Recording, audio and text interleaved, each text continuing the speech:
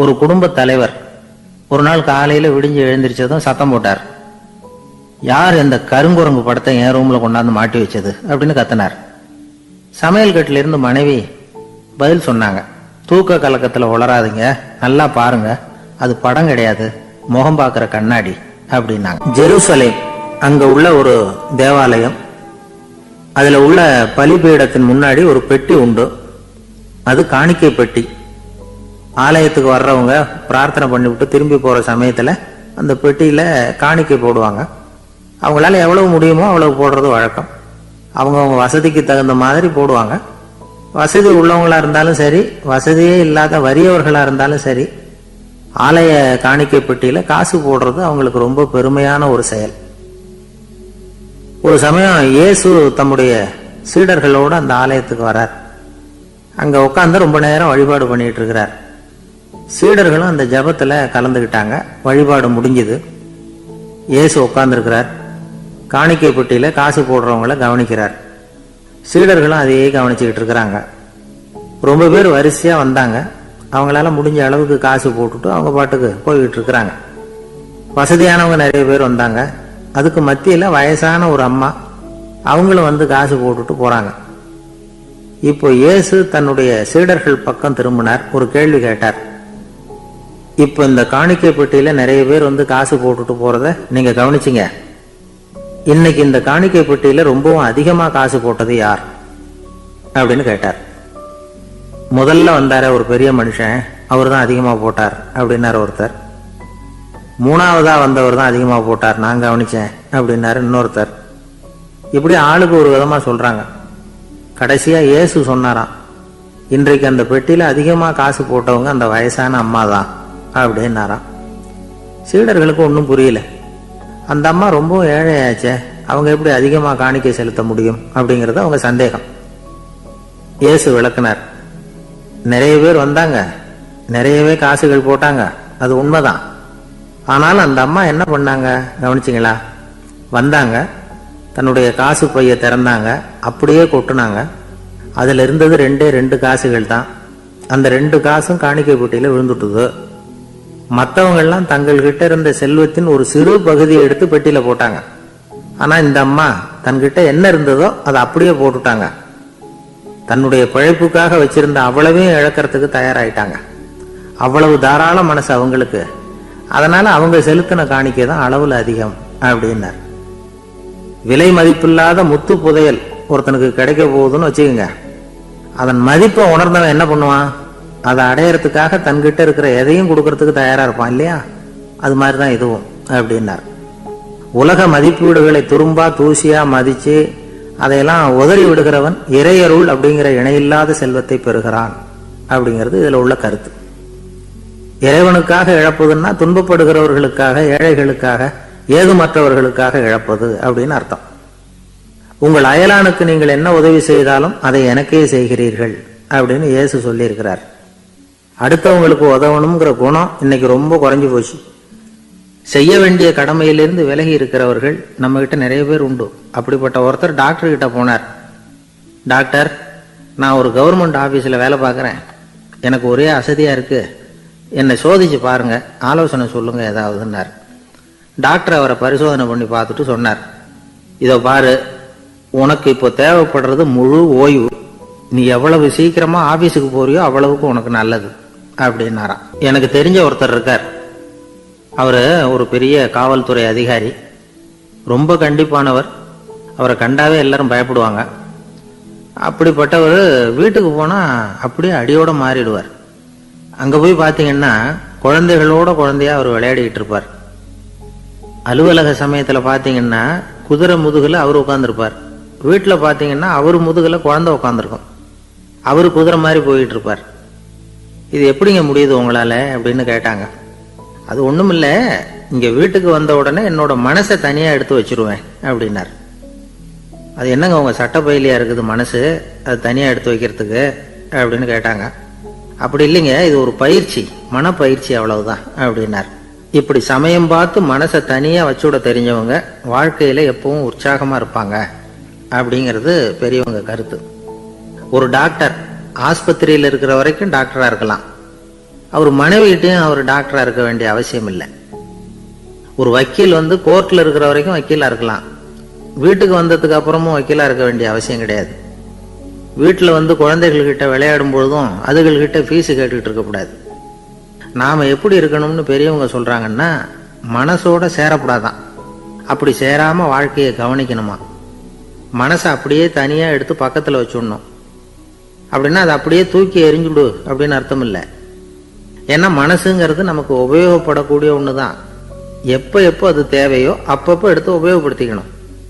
தேவைப்படுறப்போ எடுத்து கண்ணாடியை மாட்டிக்கிறோம்ல, படிக்கும் பொழுது கண்ணாடி தேவைப்படுதோ எடுத்து மாட்டிக்கிறோம் இல்லையா, அது மாதிரி கணக்கு போடுறதுக்கு மனசு தேவை. கடைக்கு போய் ஒரு பொருள் வாங்குகிறோம், காசு கொடுக்குறோம், மீதி சில்லறை சரியாக இருக்கா அப்படின்னு எண்ணி பார்த்து வாங்க வேண்டியிருக்கு. அந்த சமயத்தில் மனசை எடுத்து தனியாக வச்சுட்டேன் அப்படின்னு சொல்லிட்டு இருக்கக்கூடாது. பரீட்சைக்கு படிக்க வேண்டியிருக்குது, படித்ததையெல்லாம் அப்படியே நினைவில் வச்சுக்க வேண்டியிருக்கு, அந்த சமயத்தில் மனசை தூக்கி எறிஞ்சுட்டேன் சார் அப்படின்னு சொல்லிட்டு இருக்கக்கூடாது. அப்படி சொன்னால் பரீட்சை நம்மளை தூக்கி எறிஞ்சிடும். அதனால் தேவைப்படுறப்போ மனசை உபயோகப்படுத்தணும், தேவையில்லாதப்போ அதை தனியாக ஓய்வு எடுத்துக்க விட்டுடணும். இப்படி நாம் பழக்கப்படுத்திக்கிட்டா வாழ்க்கைங்கிறது நமக்கு புதுசாக தெரியுமா. மனசுக்கும் ஒரு சக்தி கிடைக்கும். எந்திரங்களுக்கு ஓய்வு கொடுக்குற மாதிரி மனசுக்கும் ஓய்வு கொடுக்கணும், இல்லைன்னா அது களைச்சி போயிடும். குழந்தைகள் மனசை சுமந்துக்கிட்டு இருக்கிறது இல்லை. இது முதியவர்கள் குழந்தைகள் கிட்டே இருந்து கற்றுக்க வேண்டிய ஒரு பாடம். ஆனாலும் இந்த கால குழந்தைகள்கிட்ட ரொம்ப எச்சரிக்கையாக இருக்க வேண்டியிருக்கு. ஒரு தாத்தாவும் பேரனும் விளையாடிக்கிட்டு இருக்கிறாங்க. தாத்தா, எனக்கு சைக்கிள் ஓட்ட கற்றுக் கொடு அப்படிங்கிறான் பேரன். சைக்கிள் உயரம் கூட இல்லை, அதுக்குள்ளே சைக்கிள் ஓட்டணுமா அப்படின்னார் தாத்தா. ஏன் தாத்தா, ரயில் ஓட்டுறாரு, அவர் என்ன ரயில் நீளமா இருக்கார் அப்படின்னு கேட்டானா அந்த பையன். ஒரு நல்ல நகைச்சுவை எப்படி இருக்கணும், இதுக்கு ஒவ்வொருத்தர் ஒவ்வொரு மாதிரியான விளக்கத்தை கொடுத்துருக்குறாங்க. ஆனா கலைவாணர் NS கிருஷ்ணன் கொடுக்குற விளக்கம் என்ன தெரியுமா? நகைச்சுவைங்கிறது அடுத்தவங்களுக்கு துன்பம் கொடுக்காம இருக்கணும், அடுத்தவங்க மனசை புண்படுத்தக்கூடாது, அதுதான் சிறந்த நகைச்சுவை அப்படிங்கிறார். அதுக்கு அவர் உதாரணமும் கொடுக்கிறார். ஒரு ஏரி ஓரமா 2 பசங்க நடந்து போயிட்டு இருக்கிறாங்க. அதுல ஒருத்தன் பணக்கார வீட்டு பையன், இன்னொருத்தன் ஏழை. இவங்க 2 பேரும் போயிட்டு இருக்கிறாங்க. வழியில ஒரு இடத்துல ஒரு ஜோடி செருப்பு இவங்க கண்ணில் படுது. ஒரு விவசாயி அந்த செருப்பை அங்க விட்டுட்டு பக்கத்துல இருந்த ஏரியில கை காலை கழுவிட்டு இருக்கிறார். உடனே அந்த பணக்கார பையனுக்கு ஒரு ஐடியா. அவன் சொன்னானா, டேய், இப்போ ஒரு வேடிக்கை செய்யலாம், அந்த செருப்பு 2ஐயும் தூக்கி எட்டத்துல வீசி எரிஞ்சிருவோம். அந்த ஆள் பார்த்துட்டு செருப்பை தேடி அல்லாடுவான், அங்கேயும் இங்கேயும் ஓடுவான், திருன்னு முழிப்பான். அதை பார்த்து நாம ரசிக்கலாம், நல்ல தமாஷா இருக்கும் அப்படின்னு இருக்கான். இப்படி சொல்லிவிட்டு அந்த செருப்புகளை தூக்கத்துக்கு போனானா. கொஞ்சம் பொறு அப்படின்னானா அந்த ஏழை பையன். ஏன்னு கேட்டிருக்கான் அவன். இப்போ அந்த ஏழை பையன் சொன்னானா, நீ சொல்றது ஒன்றும் வேடிக்கை கிடையாது, உன்னோட செருப்பு தொலைஞ்சா உன் அப்பா உடனே உனக்கு வேற செருப்பு வாங்கி கொடுத்துருவார். ஆனால் அந்த ஆளுக்கு இந்த செருப்பு தொலைஞ்சதுன்னா வேற புதுசாக வாங்கறதுக்கு வாயையும் வயத்தையும் கட்டி பணத்தை சேர்க்க வேண்டியிருக்கும். அதனால நான் ஒரு வேடிக்கை சொல்கிறேன், அது மாதிரி செய், அது இன்னமும் தமாஷா இருக்கும் அப்படின்னு நானா. எப்படி அது சொல்லுன்னு இருக்கான் அவன். செருப்பு 2ம் அது இருக்கிற இடத்துலயே இருக்கட்டும், உன் சட்டை பையிலிருந்து ஒரே ஒரு ₹1 நாணயத்தை எடு, அதை அந்த செருப்பு மேலே அதோட குதிகால் பகுதியில் வச்சுட்டு நாம 2 பேரும் அந்த மரத்துக்கு பின்னாடி ஓடி போய் மறைஞ்சு நின்றுக்குவோம், அப்புறம் பாரு வேடிக்கைய அப்படின்னா. அதே மாதிரி ₹1 காசு செருப்பு மேலே வச்சுட்டு இவங்க 2 பேரும் மறைஞ்சு நின்றுக்கிட்டாங்க. கொஞ்ச நேரத்தில் அந்த விவசாயி வந்தார். காலில் உள்ள மண்ணை தட்டிவிட்டு செருப்பை மாட்டுறதுக்காக போனார். அங்கிருந்த காசு கண்ணில் போட்டுட்டுது. அவருக்கு ஆச்சரியமா போச்சு. அதை கையில் எடுத்து பார்க்குறார். 4 பக்கமும் திரும்பி திரும்பி பார்க்குறார், யார் இதை வச்சிருப்பான்னு. கடைசியில் ஆகாயத்தை பார்க்குறார். ஆண்டவா, இது உன்னோட கருணை தான், நீ தான் யாரோ புண்ணியவான் மனசில் தர்மம் பண்ணுற எண்ணத்தை உண்டாக்கி இருக்கிற, அந்த புண்ணியவான் நல்லா இருக்கணும் அப்படின்னு வாழ்த்தி அந்த காசை கண்ணில் ஒத்திக்கிட்டாராம். மறைஞ்சிருந்து பார்த்துக்கிட்டு இருந்த ஏழை பையன் இப்படி சொன்னான், பாத்தியா, உன்னை புண்ணியவான்னு வாழ்த்திக்கிட்டு போறார் அந்த ஆள், அவருக்கும் சந்தோஷம், அதை பார்த்து நமக்கும் சந்தோஷம். உனக்கு ₹1 ஒரு பெரிய விஷயம் இல்லை, ஆனால் அதனால நமக்கு கிடைச்சிருக்கிற மகிழ்ச்சி ரொம்ப உயர்வானது அப்படின்னு நானா. வேடிக்கையும் கிண்டலும் இது மாதிரி அடுத்தவங்களுக்கு இடைஞ்சலா இல்லாமல் இருக்கணும் அப்படிங்கிறார் கலைவாணர். ஆனால் பாருங்க, அவருக்கே இடைஞ்சலா வர்ற விஷயங்களை கூட அவர் வேடிக்கையாக தான் எடுத்துக்கிட்டாராம். ஒரு தடவை ஒருத்தர் கலைவாணர்கிட்ட வந்து, ஐயா என் குழந்தை செத்து போச்சு அப்படின்னு சொல்லி அழுதாராம். உடனே இவர் அவருக்கு 100 ரூபா பணத்தை கொடுத்து, இந்தாங்க அடக்கம் செய்யுங்க அப்படின்னு சொல்லி அனுப்பி வச்சாராம். 1 வருஷம் கழிச்சு மறுபடியும் அதே ஆள் வந்திருக்கார். இவர் மறந்துருப்பாருங்கிற நினைப்புல, அண்ணே என் குழந்தை இறந்து போச்சுண்ணே அப்படின்னாராம். இவர் மறுபடியும் 100 ரூபாய் கொடுத்து ஆறுதல் சொல்லி அனுப்பி வச்சாராம். 7-8 மாசம் கழிச்சு மறுபடியும் அதே ஆள் வந்திருக்கார். அவர் வாயை திறக்கிறதுக்கு முன்னாடியே இவர் 100 ரூபாய் அவர் கையில வச்சு, போன 2 தடவை தான் குழந்தை செத்து போச்சு, இந்த தடவையாவது அதை சாகாம காப்பாத்தி விடு அப்படின்னு சொல்லி அனுப்பி வச்சாராம். அதுக்கப்புறம் அந்த ஆள் வர்றதே இல்லையா.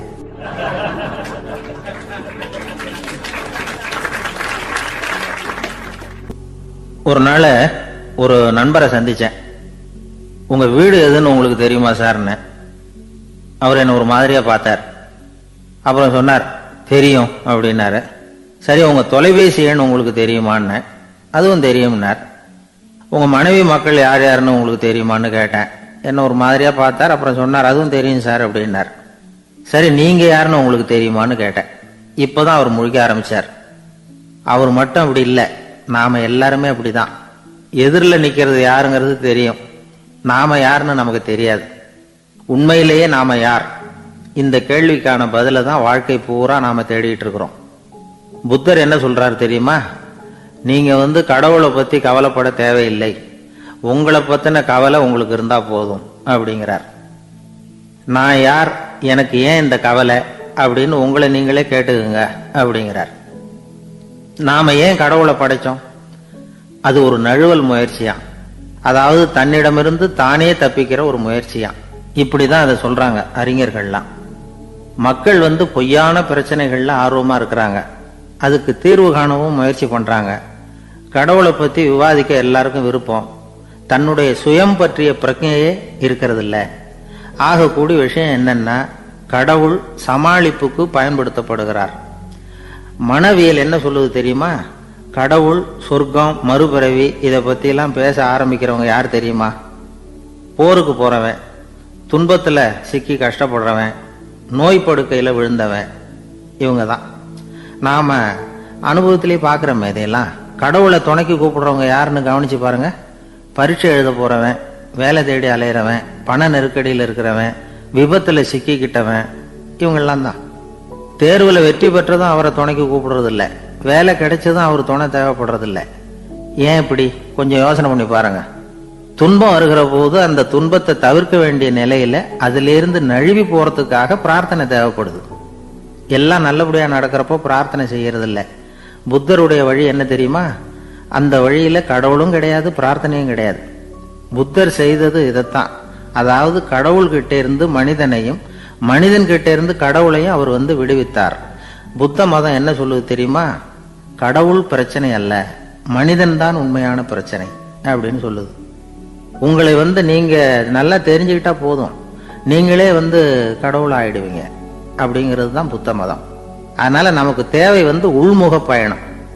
நான் யார் அப்படிங்கிற கேள்வியோட உள்ள போகணும். அங்க போனாதான் தெரியும் நான் அப்படின்னு அங்க யாருமே இல்லைங்கிறது. இதெல்லாம் புத்தர் சொல்லுகிற ஒரு தத்துவம். தத்துவம்னு சொன்னாவே நமக்கெல்லாம் அதை புரிஞ்சுக்கிறது கஷ்டம்தான். நம்ம பொறுத்த வரைக்கும் தத்துவம்ங்கிறதுல 2 வகை உண்டு. ஒன்னு தத்துவம், இன்னொன்னு மகா தத்துவம். தத்துவம்னா என்ன தெரியுமா? கேட்கறவங்களுக்கு புரியப்படாது, அதுதான் தத்துவம். மகா தத்துவம் என்னன்னா சொல்றவங்களுக்கும் புரியப்படாது. அந்த வகையில பார்த்தா இன்று ஒரு தகவலும் ஒரு மகா தத்துவம் தான். ஒரு ஊர்ல ஒரு ஆள் இருந்தான். கற்பனையிலேயே காலத்தை கடத்திக்கிட்டு இருந்தான். ஒரு நாள் ஒரு மரத்தடியில் உட்காந்துருந்தான். அவனுக்கு பசிக்கிற மாதிரி தெரிஞ்சுது. உடனே கற்பனையிலேயே சாப்பிட ஆரம்பிச்சுட்டான். அதாவது எதிரில் இலை போட்டு சாப்பாடு போடப்பட்டிருக்கிறதாகவும் அதை இவன் சாப்பிட்றதாகவும் நினச்சிக்கிட்டு கையை மட்டும் வாய்க்கும் தரைக்குமா அப்படியும் இப்படியும் கொண்டுகிட்டு போய் பாவனை பண்ணிக்கிட்டே இருக்கிறான்.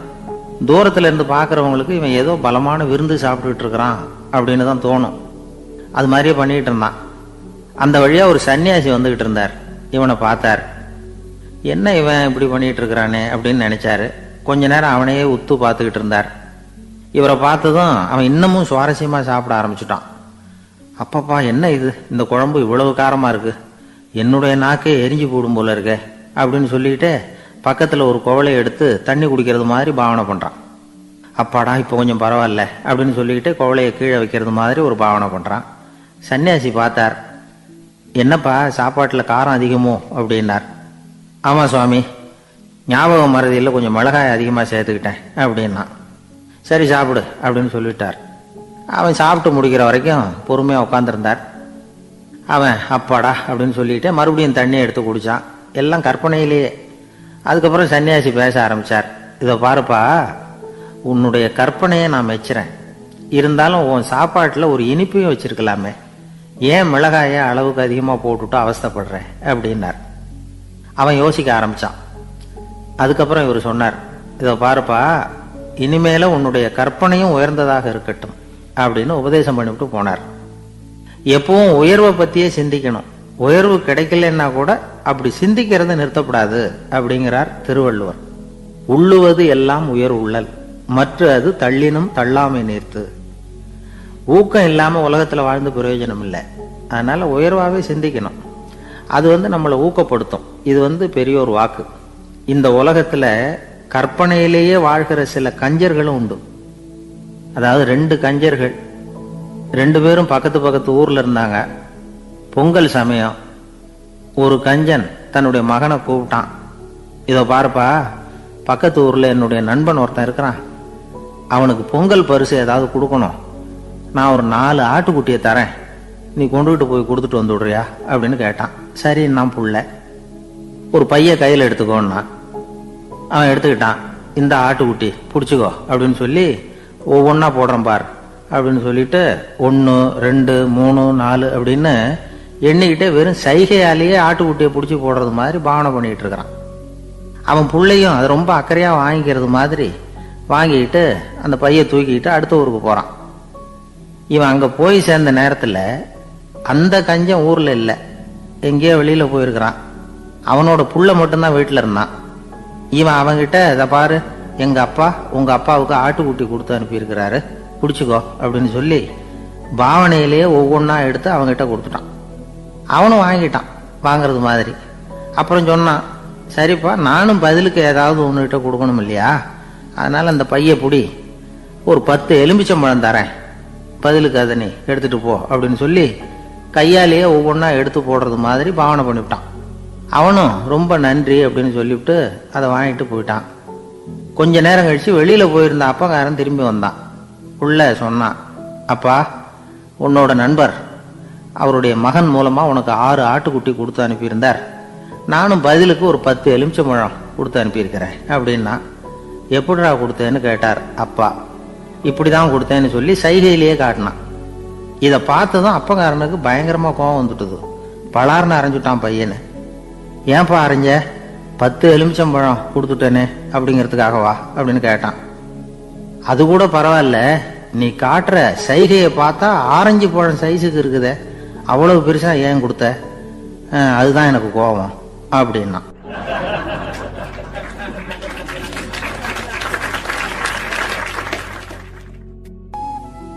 ஒரு ஆள் இருந்தார். அவரு தன்னை ஒரு குருன்னு சொல்லிக்கிட்டார். மௌன குரு, வாயை திறக்கிறது இல்லை. அவருக்கு 2 சீடர்கள் உண்டு. இவங்க தான் வர்றவங்க கிட்ட பேசுவாங்க, விளக்கம் கொடுப்பாங்க. ஒரு நாள் இந்த சீடர்கள் 2 பேரும் எங்கேயோ வெளியில போயிட்டாங்க. அந்த நேரம் பார்த்து ஒருத்தர் அங்க வந்தார். குரு கிட்ட போனார். குருவே, புத்தர்னா என்ன அப்படின்னு கேட்டார். குருவுக்கு ஒன்றும் புரியல. அவர் உண்மையான குருவா இருந்தாவில் புரியும். திருன்னு முழிக்க ஆரம்பிச்சார்.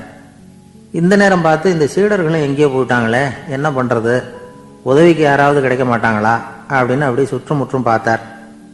வந்தவர் இதை கவனிச்சார். ஏதோ புரிஞ்சுக்கிட்டவர் மாதிரி அடுத்த கேள்வியை கேட்டார். தர்மம்னா என்ன சுவாமி அப்படின்னார். குருவுக்கு ரொம்ப சங்கடமா போச்சு. நம்ம நிலைமை இப்படி ஆயிட்டுதே, இக்கட்டில் விட்டுட்டு போயிட்டாங்களே, எங்கேயோ இப்படி மாட்டிக்கிட்டோமே அப்படின்னு சொல்லி விட்டத்தை பார்த்தாராம். அப்புறம் குனிஞ்சு தரைய பார்த்தார். அப்படியே உட்காந்துட்டார். வந்தவர் உடனே அடுத்த கேள்விக்கு போயிட்டாராம். தியானம்னா என்ன சுவாமின்னாராம். பாவம் என்ன பண்ணுவார் அந்த குரு, பேசாம கண்ணை கெட்டியா மூடிக்கிட்டார். இது ஏதடா வம்பா போச்சுன்னு. இவர் இப்படி பண்ணா கூட வந்தவர் சளைக்கல. இன்னொரு கேள்வியும் கேட்டார். ஆசீர்வாதம்னா என்னன்னாராம். இவர் பார்த்தார், இப்படியே போனா இவர் கேள்வி கேட்கறத நிறுத்த மாட்டாருன்னு நினச்சிக்கிட்டு எனக்கு ஒன்றுமே தெரியாதுங்கிற பாவனையில் 2 கையையும் விரித்து காட்டினாராம். வந்தவர் முகத்தில் மகிழ்ச்சி, மன நிறைவு, ஏதோ எல்லாம் புரிஞ்சுக்கிட்ட ஒரு மாதிரி அங்கேருந்து புறப்பட்டு போனார். வழியில் அந்த குருவோட சீடர்கள் 2 பேரையும் சந்திச்சார். உங்கள் குருவை நாங்கள் பார்த்துட்டு வரோம் அப்படின்னாராம். இவர் என்ன நடந்ததுன்னு கேட்டிருக்காங்க அவங்க. இவர் விவரமாக சொன்னாராம். உங்கள் குரு எப்பேற்பட்ட ஞானி தெரியுமா? புத்தர்னா என்னன்னு கேட்டேன். அதுக்கு அவர் அப்படியும் இப்படியும் பார்த்தார். அதுக்கு என்ன அர்த்தம் தெரியுமா? மக்கள் புத்தரை அங்கேயும் இங்கேயும் தேடுறாங்க, உண்மையில் அவர் அங்கேயும் இங்கேயும் தேடி கண்டுபிடிக்க முடியாது அப்படிங்கிறத அவர் செய்கை மூலமாக உணர்த்தினார். அதுக்கப்புறம் தர்மம்னா என்னன்னு கேட்டேன். ஒரு மேலையும் கீழையும் பார்த்து தர்மம் சமமானது, அதில் உயர்வு தாழ்வு இல்லை அப்படிங்கிறத உணர்த்தினார். அதுக்கப்புறம் தியானம்னா என்னன்னு கேட்டேன். கண்ணை மூடிக்கிட்டார்.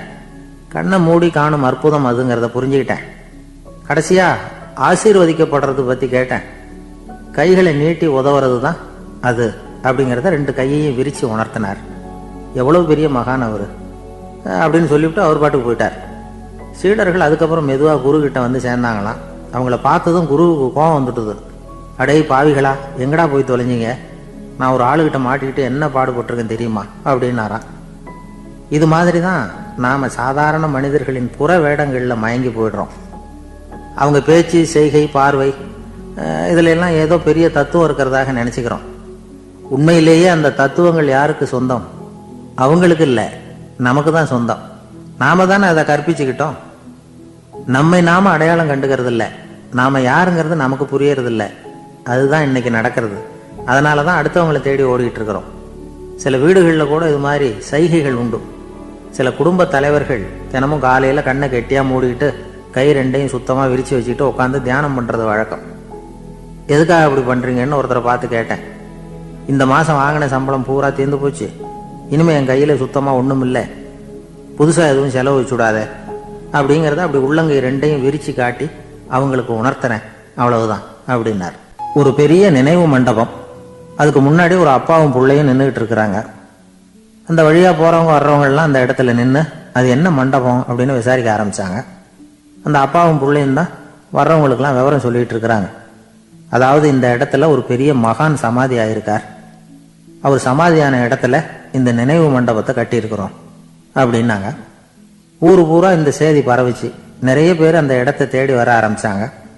இங்கே வந்து கொஞ்சம் நேரம் உட்காந்துட்டு போனால் மனசுக்கு ஒரு நிம்மதி கிடைக்கிது அப்படின்னாங்க. அங்கே இருந்த உண்டியலில் நிறைய காசு போட்டுட்டு போகிறாங்க. பணம் கிடுகிடுன்னு நிறைய சேர ஆரம்பிச்சுட்டுது. பணம் நிறைய சேர்ந்த உடனே அந்த அப்பாவுக்கும் பிள்ளைக்கும் தகராறு வந்துட்டுது. பணம் சேர்ந்தாலே சொத்து தகராறு வரத்தானே செய்யும், அது மாதிரி வந்துட்டுது. பையன் அடிக்கடி நிறைய பணம் கேட்க ஆரம்பித்தான். அப்பா பார்த்தார், யோசனை பண்ணார், ஒரு முடிவுக்கு வந்தார். ஒரு நாள் பையனை கூப்பிட்டார். இதை பாருப்பா, நமக்குள்ள தகராறு வேணாம். அப்பாவும் பிள்ளையும் இப்படி சண்டை போட்டுக்கிட்டா பார்க்குறவங்க தப்பாக நினைப்பாங்க. அதனால் நமக்குள்ள சமரசமாக இதை தீர்த்துக்குவோம், என்ன சொல்கிற அப்படின்னார் அப்பா. சரின்னு நான் பையன். உடனே அந்த அப்பா என்ன பண்ணார் தெரியுமா? மகன்கிட்ட கொஞ்சம் பணத்தை கொடுத்தார். தன்கிட்ட இருந்த ஒரு கழுதையையும் கொடுத்தார். இதை வச்சு நீ பொழைச்சிக்கோ அப்படின்னு சொல்லி அனுப்பி வச்சுட்டார். மகன் அந்த கழுதையை இழுத்துக்கிட்டு அடுத்த ஊருக்கு போனான். வழியிலேயே அந்த கழுதை செத்து போச்சு. உடனே என்ன பண்ணலாம்னு யோசனை பண்ணான். ஒரு ஐடியா வந்தது. அந்த கழுதையை ஒரு சாலை ஓரமாக புதைச்சான்.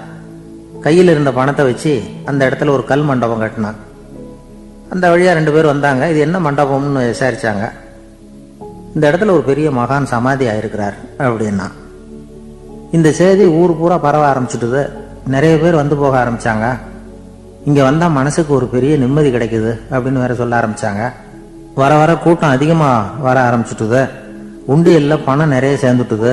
நகையெல்லாம் கூட கழட்டி காணிக்கையாக போட ஆரம்பிச்சுட்டாங்க. அப்பாவை விட மகன் பெரிய ஆளாயிட்டான். இதை கேள்விப்பட்டார் அப்பா. பையனை பார்த்துட்டு வரலாம்னு ஒரு நாள் புறப்பட்டு வந்தார். பையன் ஓஹோன்னு இருக்கிறான்.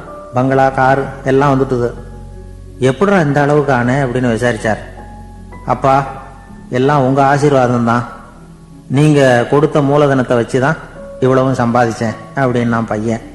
அது எப்படிறான்னு விசாரிச்சார். அப்பா, நீங்கள் ஒரு கழுதை குட்டியும் கொஞ்சம் பணமும் என்கிட்ட கொடுத்து அனுப்பி வச்சிங்க. அதை எடுத்துக்கிட்டு வந்தேன். வர்ற வழியில் அந்த கழுதை செத்து போச்சு. உடனே யோசனை பண்ணேன். அந்த கழுதையை இந்த இடத்துல புதைச்சேன். கையில் இருந்த பணத்தை வச்சு மண்டபம் கட்டினேன். மகான் ஒருத்தர் சமாதி ஆயிருக்கார் அப்படின்னு வதந்தியை கிளப்பி விட்டேன். ஜனங்கள்லாம் ஏமாந்து போய் காசை கொண்டாந்து போட ஆரம்பிச்சிட்டாங்க. நான் பொழைச்சிக்கிட்டு இருக்கிறேன் அப்படின்னா, இப்போதான்டா நீ என் புள்ள அப்படின்னு சொல்லி சந்தோஷப்பட்டாரான் அந்த அப்பா. ஏன் அப்படி சொல்கிறீங்கன்னு கேட்டிருக்கான் பையன். கழுத குட்டியை புதைச்சி மண்டபம் கட்டியிருக்கிற நீ, ஏற்கனவே நம்ம ஊரில் நாம் கட்டியிருக்கிறோமே மண்டபம், அது இந்த கழுதையோட அம்மாவை புதைச்ச இடம். மகான் சமாதி ஆயிருக்காருன்னு நானும் சும்மா கப்ஸா தான் விட்டுக்கிட்டு இருக்கேன் அப்படின்னாரான் அப்பா. முட்டாள் ஜனங்களை நினைச்சு அந்த 2 பேரும் சத்தம் போட்டு சிரிச்சாங்களாம். மனுஷன் ஏமாத்துறது ரொம்ப சுலபம். என் கூட படிச்ச ஒருத்தன் திடீர்னு ஒரு நாள் எல்லாருக்கும் அருள் வாக்கு சொல்ல ஆரம்பிச்சுட்டான். அவன் ஒரு ஆபீஸ்லயும் வேலை பார்க்கறான். ஆபீஸ்ல உள்ளவங்கெல்லாம் அவங்ககிட்ட வந்து அருள் வாக்கு கேட்கறது வழக்கம். ஒரு நாள் நான் அவன் முன்னாடி போய் உட்காந்து பேசிக்கிட்டு இருந்தேன். அப்போ அதே ஆபீஸ்ல வேலை பார்க்குற ஒருத்தர் அவங்ககிட்ட வந்து, சுவாமி, என் மேஜையில் வச்சிருந்த பேனா திடீர்னு காணாம போட்டுது, அது திரும்ப கிடைக்குமா எனக்கு அப்படின்னு கேட்டார். இவன் கண்ணை உருட்டி பார்த்துட்டு, அது உனக்கு கிடைக்காது, புதுசா வேற ஒன்று வாங்கிக்கப்போ அப்படின்னா. சரின்னு அவர் போயிட்டார். அவர் போனதுக்கு அப்புறம் நான் மெதுவா இவனை பார்த்து, அது எப்படிடா அது உனக்கு கிடைக்காதுன்னு அவ்வளவு உறுதியா அவர்கிட்ட சொன்னேன் அப்படின்னு கேட்டேன். இவன் மெதுவா என் காதுகிட்ட வந்து, அந்த பேனாவை கிளப்புனதே நான் தான் அப்படிங்கிறான். இங்கே இருக்கிற எல்லோருக்கும் வணக்கம். நான் வந்து அதிகமாக இந்தியாவை விட்டு வெளிநாடு எதையும் இதுவரை பார்க்காதவன். இப்பொழுதுதான் சமீபத்தில் தான் முதல் தடவையாக உங்கள் ஊருக்கு வந்திருந்தேன், சில காலங்களுக்கு முன்னால். இப்பொழுது 2வது தடவையாக இங்கே வர்றேன். இது ரொம்ப மகிழ்ச்சிகரமான ஒரு நாள். மகிழ்ச்சிகரமான சூழ்நிலையில் உங்களை எல்லாம் சந்திக்கிறதுல எனக்கு ரொம்ப மகிழ்ச்சி. ஏன்னா தேசிய தின மகிழ்ச்சி கொண்டாட்டத்திலே நீங்கள் எல்லாம் கலந்து கொண்டிருக்கிறீர்கள். நேற்று நானும் அந்த தொலைக்காட்சியிலே அந்த அணிவகுப்பு எல்லாத்தையும் பார்த்தேன். எந்த அளவுக்கு ஒற்றுமையாக செயல்பட்டால் எதையும் வெல்லலாம் அப்படிங்கிறதுக்கு ஒரு உதாரணமாக இந்த நாட்டில் இருக்கிற நீங்கள் எல்லாம் உழைத்து கொண்டிருக்கிறீர்கள். அது எனக்கு ரொம்ப மகிழ்ச்சி. இப்படி ஒற்றுமையாக இருந்தால் எவ்வளோ பெரிய வியாதியை கூட விரட்டி போடலாம் அப்படிங்கிறது மாதிரி நிரூபித்திருக்கிறீர்கள். அதனால் உங்களெல்லாம் சந்திக்கிறதுல எனக்கு ரொம்ப மகிழ்ச்சி. எனக்கு இது மாதிரி இவ்வளவு பெரிய கூட்டத்தில் என்னோட வந்திருக்கிற பெரியவர்கள் பேசி பழக்கம். நான் வந்து அதிகமான கூட்டத்தில் பேசி பழக்கம் இல்லை. ஆனால் ரேடியோவில் ஒரு 20-25 வருஷம் பேசியிருக்கிறேன். அதனால் வந்து எனக்கு எதிரில் கூட்டமே இல்லாமல் பேசி தான் பழக்கம். அது வெறும் மைக்கு மட்டும் இருக்கணும், எதிரில் யாரும் இருக்கக்கூடாது. அப்படியே ரேடியோவில் பேசி பழக்கப்பட்டதுனால ஒரு பெரிய பிரம்மாண்டமான கூட்டத்தை பார்த்தது எனக்கே ஒரு மாதிரியாக இருக்கும். அதனால் கூட்டம் இல்லாமல் எனக்கு இப்போ கூட நீங்கள் எல்லோரும் எழுந்திரிச்சு வெளியில் போயிட்டால் ரொம்ப நல்லா பேசுவேன். நீங்கள் வெளியில் இருந்துட்டு கேட்கணும், ஏன்னா அப்படியே பழகி போச்சு. இருந்தாலும் இதில் எனக்கு என்னென்னா, இப்போ தமிழ்நாட்டில் நான் பலதரப்பட்ட கூட்டத்தில் பேசி சமீப காலத்தில் பேசியிருக்கிறேன்.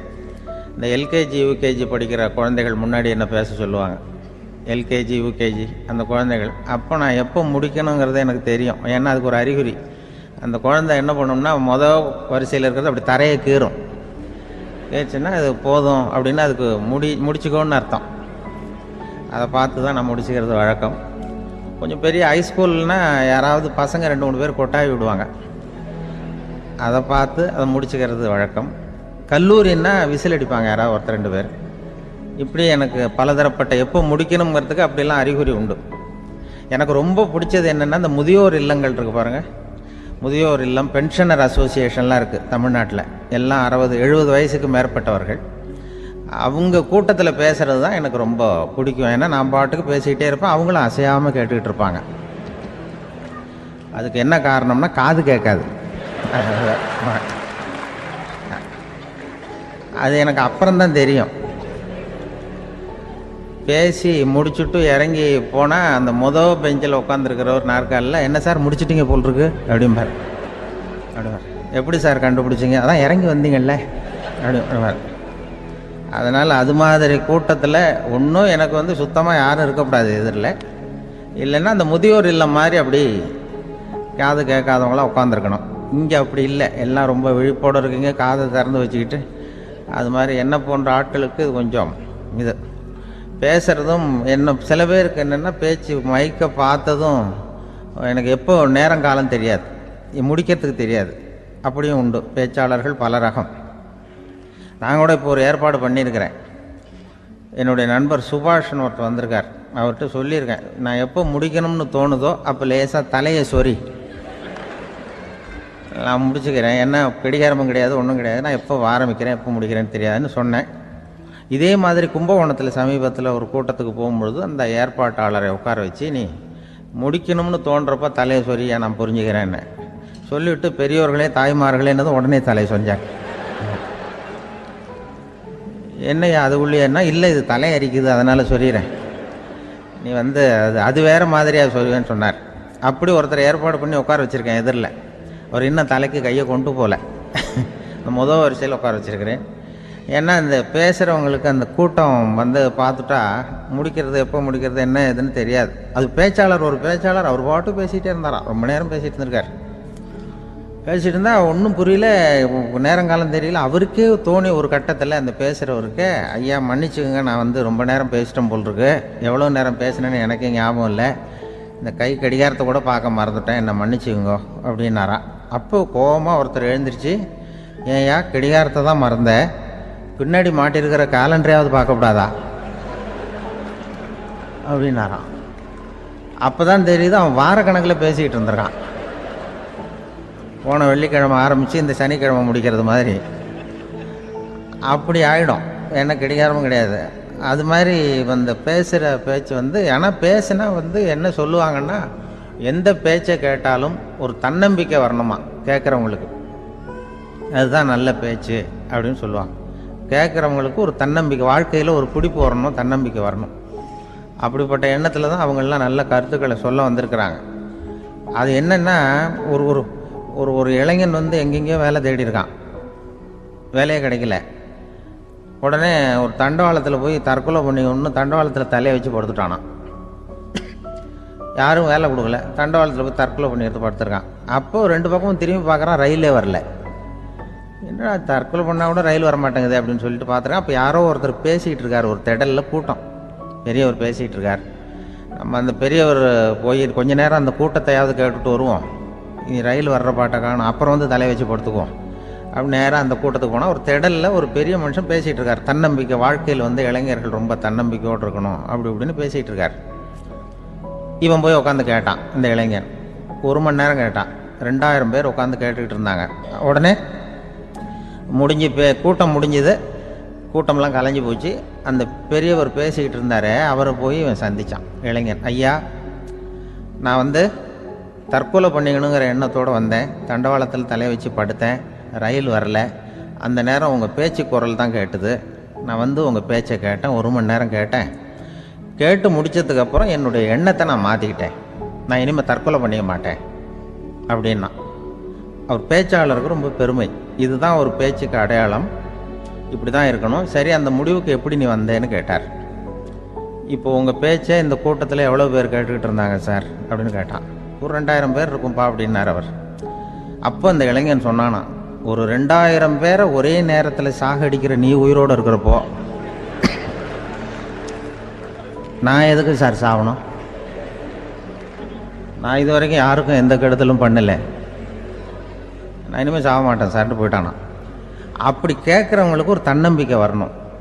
அது எப்படியோ வந்தால் போகிறோம். இப்போ எங்கள் பேச்சை கேட்டுவிட்டோம், அந்த ரகத்தில் வந்தாலும் சரிதான்.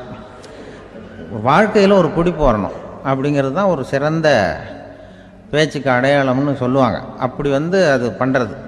இதில் என்னென்னா, இந்த மனிதனுக்கு அந்த சிரிப்பு இருக்குது பாருங்கள், அதை பற்றி சொல்லுவாங்க. நகைச்சுவை, குடும்பத்தில் நகைச்சுவை உணர்வு இருந்ததுன்னா குழப்பமே வராதுன்னு சொல்லுவாங்க. பேச்சாளர்கள் என்னென்னா, சில பேர் தெளிவாக, அதாவது தெளிவாக பேசி குழப்புறவங்க இருக்கிறாங்க, குழப்பமாக பேசி தெளிவுபடுத்துகிறவங்க இருக்கிறாங்க. அப்படிப்பட்ட பேச்செல்லாம் உண்டு. குழப்பமாக பேசி தெளிவுபடுத்துறது யாருன்னா சித்தர்கள். நம்ம பழைய சித்தர் பாட்டெல்லாம் பார்த்திங்கன்னா படிக்கிறதுக்கு குழப்பமாக இருக்கும், ஆனால் அது கருத்து தெளிவாக இருக்கும். அதுதான் குழப்பமாக பேசி தெளிவுபடுத்துகிறவரெலாம் பழைய நம்ம சித்தர்கள். தெளிவாக பேசி குழப்புறவங்க இருக்கிறாங்க சில பேச்சாளர்கள். ஒருத்தன் ஆடு மேய்ச்சிக்கிட்டு இருந்தானா, ஒரு ஆடு மேய்ச்சிக்கிட்டு இருந்திருக்கிறான் ஒரு திடலில். அந்த ஆடு மேய்க்கிற அந்த ஆள் ரொம்ப தெளிவாக பேசணும்னு நினைக்கிறவன். அவர்கிட்ட போய் கேட்டிருக்கான், அந்த ஆள்கிட்ட போய் ஒருத்தன் கேட்டான், மந்தையில் எத்தனை ஆடுப்பா இருக்கு அப்படின்னா. அப்போ அவன் சொன்னான், ஆடு மேய்க்கிறவன் சார், எதையும் தெளிவாக கேட்கணும், நீ கருப்பாட்டை கேட்குறியா வெள்ளாட்டை கேட்குறியா அப்படின்ட்டுருக்கான். கருப்பாடு அது ஒரு 50 இருக்குது அப்படின்னா, சரி வெள்ளாடு எத்தனை இருக்குது அப்படின்னா அதுவும் 50 தான் இருக்குது அப்படின்ட்டுருக்கான். இன்னும் ரெண்டும் ஒரே ஆன்சர் தானே சொல்கிறான் அப்படின்னு சொல்லி, சரி இந்த ஆடெல்லாம் எவ்வளவு புல் சாப்பிடும் ஒரு நாளைக்கு? சார் மறுபடியும் தெளிவாக கேளுங்க, கருப்பாடா வெள்ளாடா? கருப்பாடு அப்படின்னா 10 கிலோ சாப்பிடும். சரி வெள்ளாடு அதுவும் 10 கிலோ சாப்பிடும். ரெண்டுக்கும் அதே தான் சொல்கிறான். சரிப்பா இது எல்லாம் எவ்வளவு பால் கறக்கும் இந்த ஆடெல்லாம்? சார் திருப்பி சொல்ல தெளிவாக கேளுங்க, கருப்பாடா வெள்ளாடான்னா? கருப்பாடு தினம் 5 லிட்டர் கறக்கும், வெள்ளாடு அது 5 லிட்டர் தான் கறக்கும். அப்புறம் இப்படியே இவன் தெளிவாக பேசி இவன் என்ன சொல்லிட்டு வரான்னு தெரியல. ரெண்டும் ஒரே ஆன்சர் தான், அப்புறம் எதுக்கு பிரித்து பேசுகிறேன், ரெண்டும் ஒன்று தாடா சொல்கிறேன்னு இருக்காரு. அப்படி இது ஆரம்பத்திலே கேட்டால் சொல்லிட்டு போகிறேன்.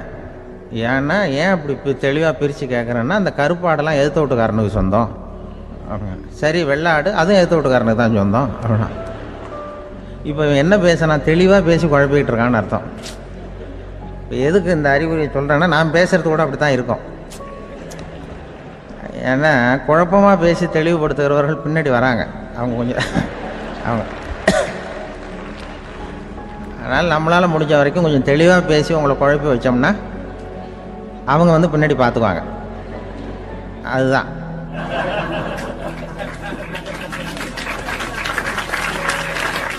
ஒரு ஊர்ல ஒரு மன்னர் இருந்தார். ஒரு நாள் அவருடைய அரசவைக்கு ஒரு ஓவியன் வந்தான். அவன் சீனா தேசத்திலிருந்து வந்தவன், தாவோ சிந்தனையாளன். அவன் அங்க வந்து மன்னர் முன்னாடி நிக்கிறான். யாரும் செய்ய முடியாத ஒரு காரியத்தை என்னால செய்ய முடியும்னா. இவன் இப்படி சொன்னதை கேட்டதும் ஏற்கனவே அங்க இருந்த அரசவை ஓவியன் ஒருத்தனுக்கு கோபம் வந்துட்டுது. இதோ பாரு, இப்படி எல்லாம் பேசக்கூடாது, நான் வேணும்னா உன்னுடைய சவாலை ஏத்துக்கிறேன் அப்படின்னா. நாம 2 பேரும் ஓவியம் தீட்டுவோம், அதை பார்த்துட்டு நம்ம 2 பேர்ல யார் சிறந்த ஓவியன் அப்படிங்கிறத மன்னரே தீர்மானம் செய்யட்டும், என்ன சொல்ற அப்படின்னு கேட்டான். அவனும் சரின்னு ஒத்துக்கிட்டான். போட்டி ஆரம்பமாச்சு. அரசர் அவங்களுக்கு 2 சுவர்களை ஒதுக்கி கொடுத்தார். 6 மாச காலம் அவகாசம் கொடுத்தார். 2 ஓவியர்களும் அவங்கவங்க வேலையை ஆரம்பிச்சாங்க. இரவு பகலா வேலை செய்ய ஆரம்பிச்சுட்டாங்க.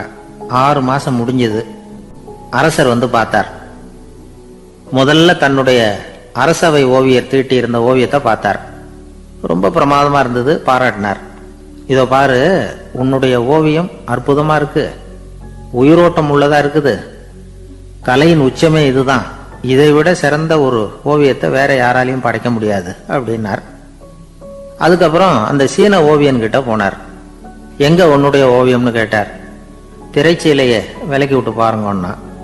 மன்னர் வந்து அந்த திரைச்சீலையை விளக்குனார். உள்ள வந்து ஓவியம் இருக்க வேண்டிய இடம் கண்ணாடி மாதிரி தெரிஞ்சுது. அவன் அந்த 6 மாச காலமா அந்த சுவரை வந்து தேய்ச்சி கண்ணாடி மாதிரி ஆக்கி வச்சிருக்கிறான். அதுக்கு நேரா எதிர் சுவரில் அரசவை ஓவியன் தீட்டின ஓவியம் இருக்கு. அது எதிரில் இருந்த இந்த கண்ணாடியில பட்டு பிரதிபலிக்குது. மன்னர் யோசனை பண்ண ஆரம்பிச்சார். அப்புறம் அந்த சீன ஓவியனை பார்த்து கேட்டார், இதோ பாரு, நீ என்னுடைய ஆளை வந்து தோற்கடிச்சுட்ட அப்படிங்கிறதுல சந்தேகம் இல்லை, ஆனாலும் எங்களை ஏமாத்தி இருக்கிற, எந்த ஓவியமும் நீ வரையிலையே அப்படின்னார். அரசே, இதுதான் உண்மையான ஓவியம், உயிருள்ள ஓவியம்.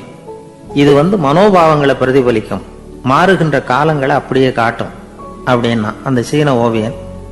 கையால வரைகிற ஓவியங்கள்ல சலனம் இல்லை, கண்ணாடி அப்படி கிடையாது, சக்தியின் ஓட்டம் அதுல எப்பவும் இருந்துகிட்டே இருக்கும், கண்ணாடி மட்டுமே ஜீவன் உள்ள ஓவியமா இருக்க முடியுங்கிறத அந்த சீன ஓவியன் தெரிஞ்சு வச்சிருந்தான். ஏன்னா அவன் ஒரு தாவோ சிந்தனையாளன். ஒவ்வொரு குழந்தையும் இந்த கண்ணாடியோட தான் பிறக்குது. ஆனா நாம என்ன செய்யறோம்னா, ஓவியங்களை கண்ணாடி மீது பதிப்பிச்சு விடுறோம். கண்ணாடி நம்மளை பிரதிபலிக்குது. நம்முடைய அழகோ அவலட்சணமோ கண்ணாடியை பாதிக்கிறது இல்லை. ஏன்னா அதுக்கு மனம் கிடையாது. கடந்து போன வினாடியை பத்தி அது சிந்திக்கிறது இல்லை. அடுத்த கணத்தை பத்தின எதிர்பார்ப்பும் அதுகிட்ட கிடையாது. அதுதான் பற்றற்ற நிலை. மனிதனுக்கு தேவைப்படுறது அதுதான். கண்ணாடி கிட்ட இருந்து நாம வந்து கற்றுக்கொள்ள வேண்டிய பாடம் இது. வாழ்க்கையில வந்து மனிதர்களை நேசிக்கலாம், உலகின் அழகையெல்லாம் பிரதிபலிக்கலாம், ஆனா எதையும் பற்றி கொண்டு விடக்கூடாது அப்படிங்கிறது பெரியவர்கள் அறிவுரை. துயரம்ங்கிறது பற்றுக்களின் சாயை. கண்ணாடி முன்னாடி நிக்கிறப்போலாம் நமக்கு இந்த ஞாபகம் வரணுமா. எனக்கு எங்க ஊர்லயே ஒரு பேர், எங்க ஊர் நண்பர்கள் கூட இங்க வந்திருக்கிறாங்க. எங்க ஊர்ல இருக்கிறவங்க இந்த ஊர்ல வேலை பார்க்கறாங்கிறது எங்க ஊர் பக்கத்து ஊர் இப்பதான் தெரியும். வந்த பிறகு நண்பர்கள்லாம் வந்து பார்த்தாங்க. எங்கள் ஊர் பையங்கள்லாம் இங்கே இருக்கிறாங்கங்கிறது எனக்கு இப்போ தான் தெரியும். எங்கள் ஊரில் அவங்களுக்கு தெரியும் எனக்கு பேர் என்னென்னா எல்லாம் நல்லா செய்வேன், கொஞ்சம் பொய் சொல்லுவேன் அப்படிம்பாங்க. அதுக்கு இப்போவும் சொல்லுவாங்க. எங்கள் ஊரில் ஒரு பெரியவர் கேட்டார், உனக்கு சின்ன வயசுலேயே உனக்கு ரேடியோவில் வேலை கிடைக்கும்னு எனக்கு தெரியும்ப்பா அப்படிம்பார் ஒரு தாத்தா. அது எப்படி தாத்தா உங்களுக்கு தெரியும், அவ்வளோ தீர்க்க தரிசனமா? ஆனால் இல்லை நீ சின்ன வயசில் கூட ஒரு பொய்யை கூட நிஜ மாதிரி பேசுவேன், அதனால தான் உனக்கு அங்கே வேலை கிடைச்சிது அப்படின்னு சொல்லுவாங்க. அது மாதிரி இந்த பொய் சொல்கிறதுல கொஞ்சம் அதுதான் என்கிட்ட உள்ள குறைய தவிர கொஞ்சம் பொய் சொல்லுவேன், வேறு மற்றதெல்லாம் தெளிவாக இருக்கும். இதுவே சொன்னாராம், அதாவது கடவுள்கிட்ட போய் புகார் பண்ணாங்களாம். கடவுள்கிட்ட போய் ஒருத்தர் புகார் பண்ணியிருக்கிறார், நீ படைத்த மனுஷன்லாம் பூலோகத்தில் பொய் சொல்கிறாங்க, ரொம்ப எல்லாரும் பொய் சொல்கிறாங்க, நீ படைத்த மனுஷன் சரியா இல்லை அப்படின்னு கடவுள்கிட்ட போய் புகார் பண்ணாங்களாம். அப்போ கடவுள் சொன்னாராம், என்னை யாரும் ஏமாற்ற முடியாதுப்பா, நான் வந்து அதுக்கு ஒரு ரிமோட் கண்ட்ரோல் மாதிரி ஒன்று வச்சுருக்கேன், இங்கே பாரு, எதிர்த்தாவில் பாரு என்ன தெரியுது அப்படின்னா பிரம்மாண்டமான செவுரு, அதில் லட்சக்கணக்கான எலக்ட்ரிக் பல்புலாம் சொருவிருக்கு, அதெல்லாம். அப்போ கடவுள் சொன்னாராம், புகார் சொன்னவனை கூப்பிட்டு, இதை பாருப்பா, எலக்ட்ரிக் பல்பு, பூலோகத்தில் நாம் படைத்த மனிதர்கள் யாராவது பொய் சொன்னால் இங்கே விளக்கு எரியும், எந்த ஏரியாவில் எவ்வளவு விளக்கு எரியுது அப்படிங்கிறத பார்த்து நான் கண்டுபிடிச்சிருவேன், நான் படைத்த மனிதர்களை என்னை ஏமாற்ற முடியாது, எவ்வளவு பேர் எங்கே பொய் சொல்கிறாங்கிறது இந்த விளக்கை பார்த்து கண்டுபிடிச்சிருவேன் நான் கடவுள். இப்படி சொல்லிகிட்டு இருக்கும்பொழுது எல்லா விளக்கம் எரிஞ்சுதான். அப்போ புகார் பண்ணவங்க கேட்டிருக்கான், இது ஏதாவது ஒயரிங்கில் கோளாறாக இருக்குமா சார், இது ஏன் இப்படி எல்லாம் எரியுது அப்படிங்கிறப்ப கடவுள் சொன்னாராம், இல்லை இப்போ இப்போ வந்து சிங்கப்பூரில் தென்கட்சி சுவாமிநாதன் பேசிக்கிட்டு இருக்கார், இன்னும் ஒரு 15-20 நிமிஷத்தில் சரியாக போடும் அப்படின்னாராம். அப்படி சொல்லுவாங்க என்னை பற்றி கொஞ்சம் பொய் சொல்கிறதுங்கிறது. அதுக்காக உங்ககிட்ட வந்து பொய் சொல்ல முடியாது. நான் பொய் சொல்கிறதுனா அந்த முன்னாடி சொன்னேன் முதியோர் இல்லம், அங்கே வேணால் சொல்லலாம், எதை சொன்னாலும் கேட்க போகிறதில்ல, அப்படி சொல்லலாம். ஏன்னா இப்போ இதில் என்னென்னா, இவங்க ஐயாக்கெல்லாம் இங்கே வந்ததும் பெரியவங்கள்லாம் சொன்னாங்க, முஸ்தபா சார்லாம் சொன்னார், இங்கே வந்து முன்னாடிலாம் எங்கள் மனிதர்கள் எந்த அளவுக்கு இப்போ வந்து ரொம்ப ஆக்கப்பூர்வமாக வளர்ந்துருக்கிறார்கள். முன்னாடிலாம் சினிமா நடிகர்களுக்கு தான் இது மாதிரி கூட்டங்கள்லாம் வரும், சினிமா சம்மந்தப்பட்டவங்களுக்கு இது மாதிரி ஏதாவது நல்ல விஷயங்களை பேசுகிறவங்களுக்கு கூட்டம் வர்றது வந்து ஒரு பெரிய ஆரோக்கியமான அறிகுறி, எங்களுக்கெல்லாம் ரொம்ப மகிழ்ச்சியாக இருக்குது சார்னு சொன்னார். அது இப்போ அதுக்கு தான் வந்திருப்பீங்க, வேறு ஒன்றும் இப்போ எங்கள் முகத்துக்காக வந்திருக்க போகிறீங்க, அப்படி ஒன்றும் கவர்ச்சியான முகமா அதுவும், அதனால் வந்து முகத்தை பார்க்குறதுக்கு தான் வந்திருக்கிறாங்க அப்படின்னு சொல்லி. ஆனால் இந்த ரேடியோவில் நான் கொஞ்ச காலம் வெளியில் தெரியாமல் இருந்தேன். அப்போ என்ன பண்ணுவாங்கன்னா, என்ன வருவாங்க எங்கள் ரேடியோ ஸ்டேஷனுக்கு வருவாங்க, சார் அந்த தினம் ரேடியோவில் பேசுகிறாரு இன்று ஒரு தகவல், அவர் முகத்தை பார்த்துட்டு போகணும் சார் அப்படின்ட்டு வருவாங்க. ஏன்னா இப்போ தொலைக்காட்சியில் வர்றதில்லை, அதில் என்னென்னா அப்படி ஒரு தடவை வர்றவங்க அடுத்த தடவை வர்றதில்லை. அப்போ தான் புரியுது, ஓஹோ அவங்க ஆள் யாருன்னு தெரிஞ்சுக்கிறதுக்கு தான் வராங்க, வேறு ஒன்றும் ஒரு பெரிய கவர்ச்சி. அதனால் இந்த கூட்டம் வந்து ஏதோ உங்களுடைய கவர்ச்சின்னா அவர் ஐயா சுகிசிவம் கொஞ்சம் கவர்ச்சியாக தெரிகிறார், அதனால் அவருக்காக வந்த கூட்டமாக வேணா இருக்கலாம், வேறு எனக்கு அந்த நம்பிக்கை இல்லை. ஐயா சாலவன் பாப்பாவுக்கு சுத்தமாக அந்த நம்பிக்கை இருக்காது. அதனால் நாங்கள் வந்து ஏமாந்து போட மாட்டோம், ஏதோ எங்களை பார்க்க தான் வந்திருக்கிறாங்க எல்லாரும் அப்படின்னு. என்ன அவங்களுக்கு கருத்துன்னா, நல்ல குடும்பம் நல்ல மகிழ்ச்சியாக வாழ்வது எப்படி, நல்ல குடும்பத்தை எப்படி நடத்துறது, இது மாதிரி நல்ல கருத்துக்களை ஜனங்கள்கிட்ட பரிமாறிக்கணும்னு இந்தியாவிலையும் தமிழ்நாட்டிலையும் சில நிகழ்ச்சிகளை அவங்க நடத்திட்டு இருக்கிறாங்க.